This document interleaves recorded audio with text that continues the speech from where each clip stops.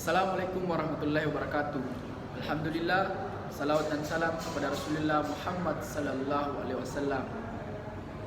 Puji syukur kita panjatkan kehadirat Allah Subhanahu wa taala karena alhamdulillah pada kesempatan kali ini kita masih diberikan berbagai nikmat, di antaranya nikmat iman, nikmat Islam, nikmat kesehatan dan kesempatan sehingga kita masih dapat melaksanakan segala aktivitas kita, baik aktivitas duniawi maupun aktivitas ukhrawi.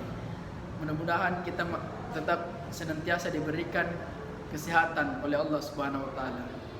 Jadi dalam video kali ini kita akan membuat video membahas tentang Undang-Undang Cipta Kerja, Undang-Undang Nomor 11 Tahun 2022. Dalam rangka memenuhi tugas final mata kuliah analisa politik. Ya, baiklah. Jadi saya bersama saudara saya di samping Arman Alfiandi dan saya sendiri Muhammad Farhan Wahid. Ya, Assalamualaikum warahmatullahi wabarakatuh. Waalaikumsalam warahmatullahi wabarakatuh. Bagaimana kabar saudara? Alhamdulillah sehat saudara. Ya, sehat. Bagaimana pandangan Anda tentang Undang-Undang Cipta Kerja? Undang-Undang Cipta Kerja yang tahun 2019 itu yang kemarin ya. 2022. Ya, 2020 ya. Iya, 2020 ya. Sependek sepengetahuan saya persoalan Undang-Undang Cipta Kerja. Ya, saya rasa memang itu ada beberapa pasal yang kemudian bermasalah. Dan itu tidak pro terhadap rakyat kecil. Dan hanya pro terhadap orang-orang yang kemudian mempunyai modal yang cukup besar. Anggaplah investor salah satunya toh. Olehnya itu dengan adanya Undang-Undang Cipta Kerja ini ada beberapa pasal yang bermasalah di situ, mulai daripada peraturan kerja, mulai daripada peraturan waktu kerja, dan sampai mulai daripada kontrak kerja. Itu yang sangat bermasalah. Ada beberapa bermasalah di situ. Dan kalau misalkan saya tinjau secara analisa politik, memang kalau misalkan kita kita memakai pendekatan politik secara struktural dan fungsional, ada memang beberapa segelintir kelompok yang kemudian diuntungkan di sana. Sekalipun tim amandemen undang-undang ini mengatakan bahwa ini salah satu alternatif untuk memulihkan ekonomi, tapi saya kurang sepakat dengan adanya undang-undang yang kemudian mengatur persoalan mulai daripada upah buruh, persoalan jadwal kerja itu sangat diperketat, dan itu tidak sesuai dengan hasil kerja, tidak sesuai hasil kerja dengan upah yang didapat oleh si pekerja ini. Nah, ini yang kemudian yang bermasalah di sana.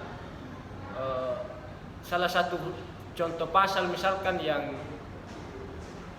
saya tidak tahu bunyi pasalnya dan pasal berapa, ayat berapa, tapi yang saya ketahui bunyinya itu persoalan tidak adanya larangan investasi asing yang kemudian masuk ke Indonesia, sekalipun itu menanggung risiko.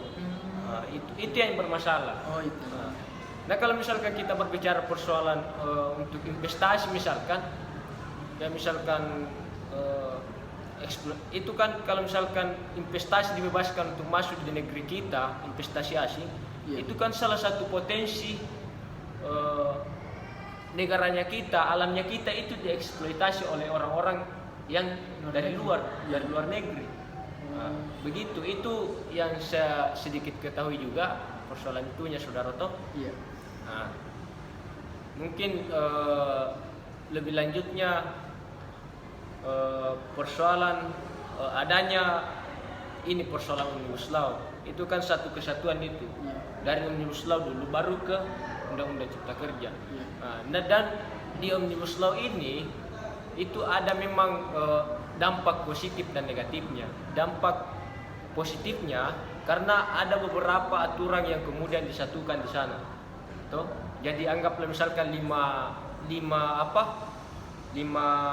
pasal itu kemudian disatukan jadi satu pasal. Tapi yang gilanya Tapi yang fatal di sini, dengan adanya penyatuan pasal ini, itu kemudian menghasilkan pasal-pasal yang baru yang tidak pro terhadap rakyat. Itu yang jadi masalah. Oh, iya, baik. Itu yang menjadi masalah, saudara. Ya. Terima kasih. Ya, baik. Terima kasih Saudara Arman. Jadi menurut pandangan saya, kalau misal dalam kacamata agama saya pakai pandangan saya, apabila undang-undang itu dibuat atas berkat rahmat Allah disertai keinginan yang luhur, maka pembuatnya, pencetusnya, dan semua orang-orang yang terlibat di situ akan menjadi amal jariah. Ya. Meskipun sudah wafat, meskipun dia sudah jadi tulang belulang, itu akan ada kiriman amal. Tapi kalau undang-undang itu dibuat atas nama kepentingan partai, atas nama kepentingan perusahaan, kelompok memperkaya diri sendiri, menyengsarakan rakyat, maka dia akan mendapat dosa jariah. Betul. Sampai tulang belulang. Ya. Dan ingat saudara, jabatan itu hanya sebentar saja yang namanya jabatan, tapi tanggung jawabnya demi Allah sampai di akhirat. Dalam surah Yasin kan kita pernah sudah paham ini, baca al-yauma nahtimu ala afwahihim wa tukallimuna aydihim wa tashhadu arjuluhum bima kanu yaksibun. Pada hari kata Allah, ada saatnya nanti di akhirat diminta tanggung jawabnya atas kekuasaan itu.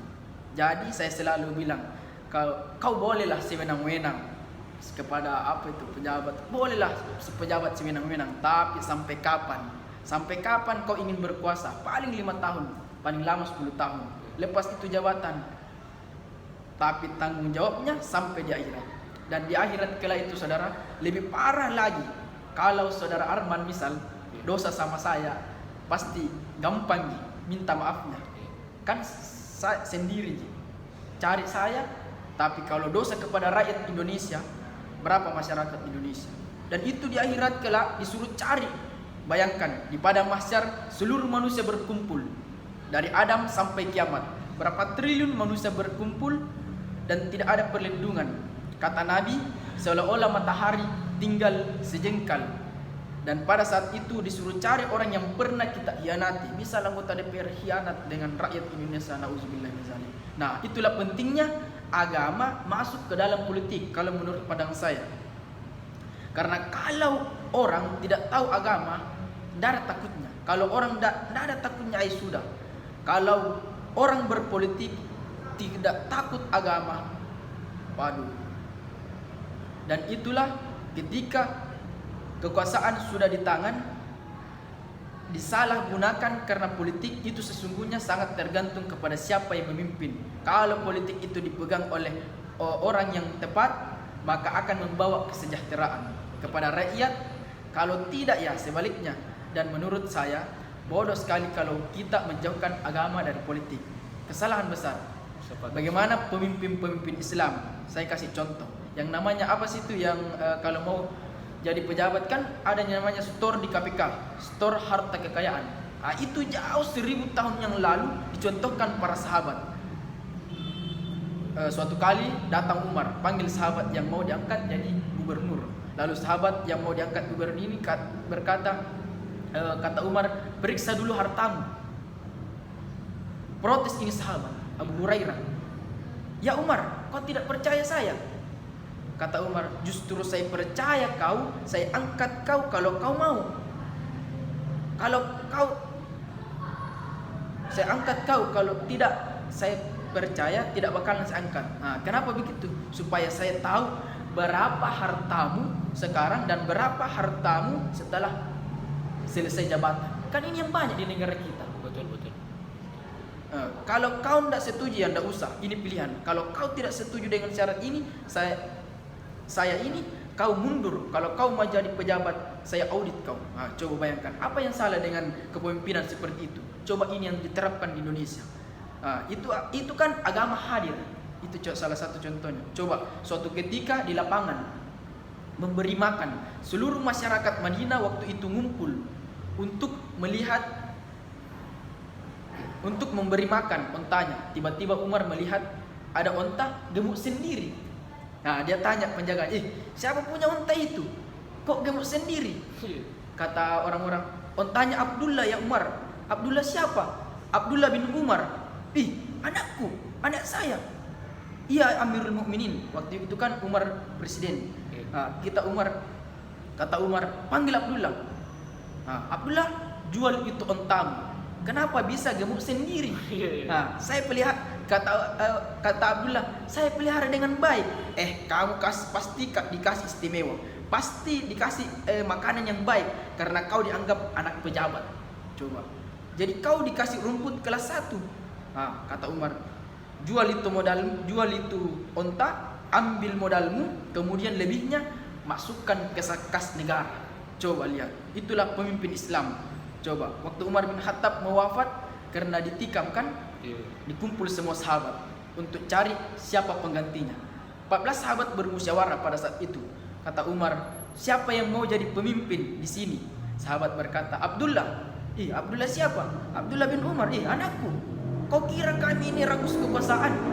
Kata Umar, cukup saya saja Umar yang jadi pemimpin, tak boleh ada keturunan saya yang lain. Coba kalau kita lihat sekarang kan biasa sudah bapaknya, keluarganya, ininya lagi. Coba kita lihat. Tapi itu sah-sah saja dalam politik. Tapi kalau orang beragama, dia tahu etika politik. Memang ini boleh, tapi yang namanya mencederai perasaan. Itulah bedanya orang yang beragama berpolitik dan bukan yang beragama. Ya, mungkin ini saja yang dapat kami sampaikan tentang Undang-Undang Cipta Kerja. Inilah hasil pembahasan kami. Lebih dan kurangnya mohon dimaafkan. Kami tutup dengan kalimat wabillahi taufiq wal hidayah. Assalamualaikum warahmatullahi wabarakatuh. Waalaikumsalam warahmatullahi wabarakatuh.